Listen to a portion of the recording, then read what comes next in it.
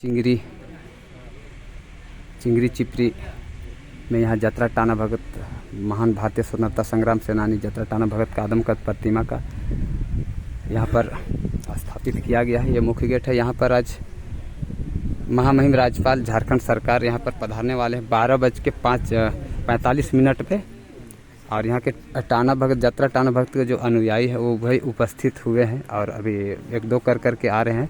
और यहाँ के सुरक्षा को देखते हुए यहाँ पुख्ता इंतजाम किया गया है। भारत राज्य के जो सुरक्षाकर्मी के दल बल के साथ में उपस्थित है।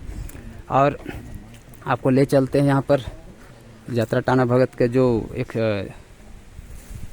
आप पढ़ सकते हैं इसको, इनका जन्म और मृत्यु के साथ साथ इनका उपदेश जो लिखा हुआ है। तो इसी उपदेश के बारे में मैं आपको नीचे दिखा सकता हूँ कि जतरा टाना भगत के महान उपदेश में जतरा टाना भक्तों ने लोगों के बीच मांस न खाने, मदिरा न करने, पशु बलि रोकने, यज्ञोपवीत धारण करने, भूत प्रेत का अस्तित्व न मानने, आंगन में तुलसी चौरा स्थापित करने, गौ सेवा करने, जीव हत्या न करने, अंग्रेजों का बेगार न करने का उपदेश दिया।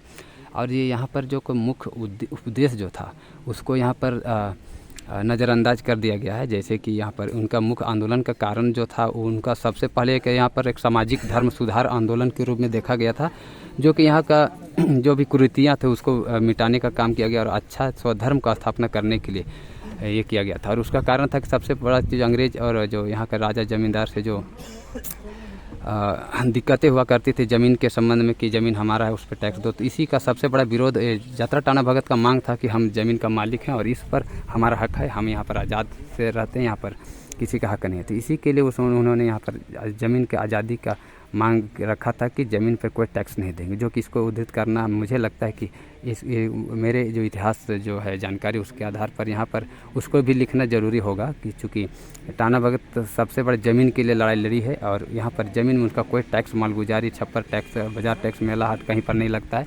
और ये चीज़ को दिखाना होगा ताकि आने वाले समय में आदिवासी उरांव टाना भगत खड़िया मुंडा जो समझ सके कि यहाँ का जो मेन मांग है और जो इसका जो उद्देश्य था वो यहाँ पर स्पष्ट हो सके।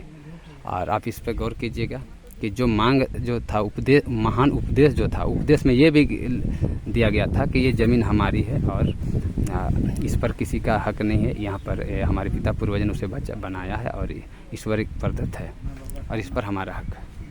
तो इसको आप गौर कीजिएगा और कमेंट में लिखिएगा कि ये कहाँ तक मेरा तर्क सही है या गलत है। धन्यवाद।